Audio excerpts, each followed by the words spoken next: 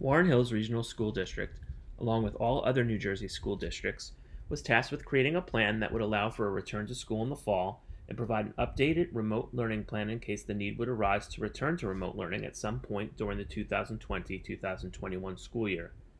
Taking what we learned from our past remote learning experience, our district's survey data taken from our stakeholders, the state's reopening guidelines, and our knowledge of teaching and learning, we developed schedule options that would allow us to adhere to social distancing requirements while allowing for a safe return to school. At Warren Hills Middle School, we established that in order to practice safe social distancing and to meet the safety needs of both our students and staff, we could bring in one half of our student population at a time into the building while the other students would be working remotely. This model allows for a blend of synchronous or in-person learning and asynchronous or at-home learning following a flipped classroom model. Both middle school plans as well as the high school plans allow for a flipped classroom. All students would be remote on Mondays and would view carefully curated videos or teacher-created videos that would serve to introduce content. Students would then have the opportunity to be in the building twice per week in order to delve deeper into the topic, ask questions, and engage in activities related to the standards. Both schedules have several things in common. Both are based on a half-day schedule. Both have students in the building twice. Both allow for class periods of approximately 60 minutes.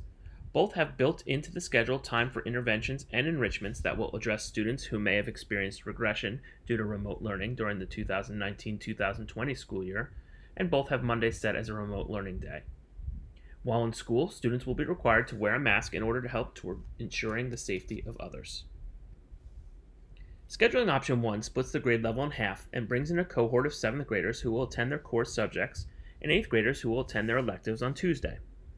That same cohort would return the following day, but now the 7th grade would see their electives, while the 8th grade would see their core classes. On Thursday, a new cohort would start in the same fashion as the previous group, switching between core classes one day and electives the next. Although not reflected here, this could also work by having grade level A and B cohorts alternate days instead.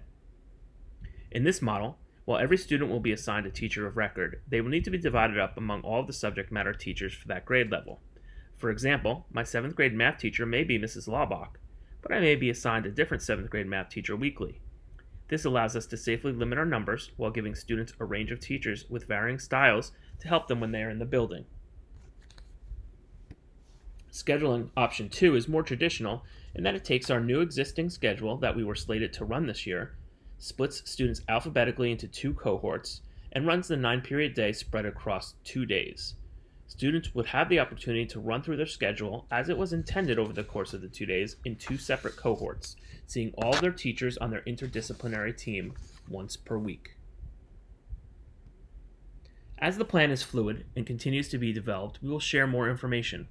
Please know that as much as we would all love our students and staff to return to the building with some normalcy, the safety and health of everyone is our top priority, and we will continue to adhere to the guidelines set forth by the Department of Education. Thank you.